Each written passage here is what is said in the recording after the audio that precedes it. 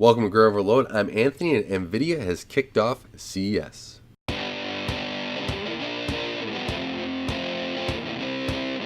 Nvidia has started off CES here, and they came out with a few different things. One, ray tracing, right? We weren't going to go away from that. Two, they avoided AI and self-driving cars, which I was taken aback by.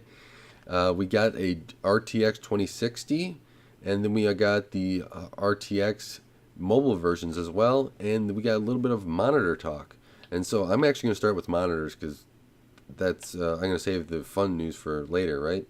But I actually think that the monitor stuff is actually really interesting because I'm actually glad Nvidia has done this. It's, I think, going to create a better marketplace for monitors, especially those that support adaptive sync, which is, what FreeSync is based on, and then also allows users to choose different monitors that they maybe have in their price range, because a lot of adaptive sync monitors are cheaper.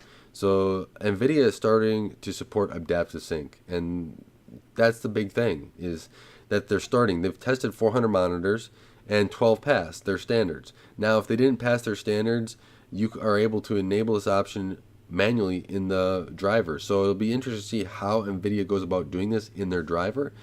But I'm excited that they support it overall. Like with Intel supporting it, AMD, or Intel will support it, AMD is supporting it in their form of FreeSync.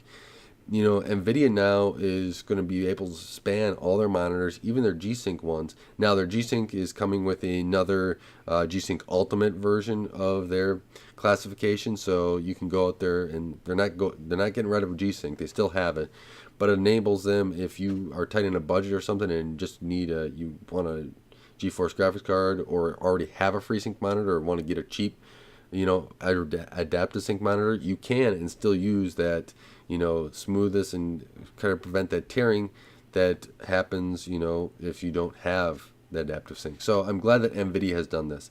They also talked about big format gaming displays.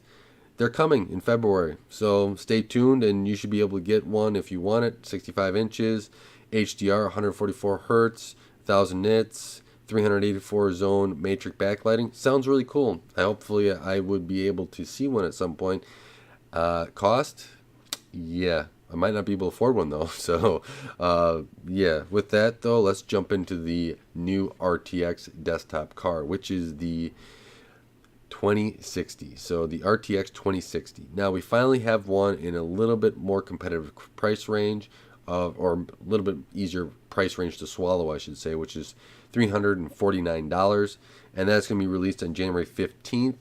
And looking through the specs here, you can see that Nvidia is kind of matching it up to the 1070 that's already been out and pertains to Nvidia CUDA cores. So I'm excited to see how this competes. I've already looked at some reviews. I've been impressed by it. The 350 price range priced it right at the 1070, and so Nvidia is kind of just releasing the cards down and making it so more people can get into the ray tracing experience. And as we learned from their announcement again, is that Jensen said that ray tracing, it just works. And he repeated that a lot, so I'm really, really sure it just works. And then we have also a little side announcement on all the RTX cards, is that they are now bundling Anthem or Battlefield 5 with the 2060 or 2070. And then if you buy the 2080 or 2080 Ti, you get both of those. So with that, you get a couple games too with it, or a game depending upon which cards you buy. And then the other thing is that finally mobile is going to be starting getting these. And so Nvidia is starting off, and I'm sure we're going to see some laptop designs here soon, because really AMD hasn't been in the laptop design market that much. But the 2080, 2070, and 2060 all are going to have those releases here, with the RTX 2080 and RTX 2060 in the mobility side also getting the Max Q design. So you can kind of see the ranges here of performance from this slide as well. And so I'm actually glad to see these here get ray tracing to more hands. I like the technology. The technology looks great. The games just look amazing. But I also want my frame rates, and I also want it available for everybody, because that kind of, and more users using it to get it ironed out, to get it more refined, because that's going to help overall move the technology forward if it's going to be something that sticks. overall. So I'm excited to see what Nvidia keeps doing with the ray tracing, keeps pushing it forward. It's also going to be interesting what Intel and AMD do coming in the near or in the future. But with this, I was impressed with it. The best part about this announcement, though, for me, is the Nvidia supporting adaptive sync. I'm really excited about that to see what manufacturers now of monitors take upon that.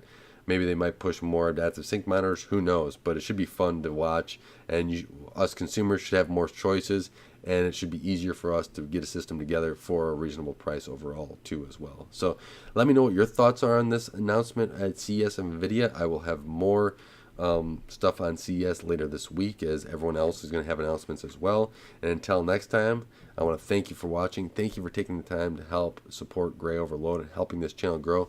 I really appreciate it. Until next time, don't forget to like and subscribe.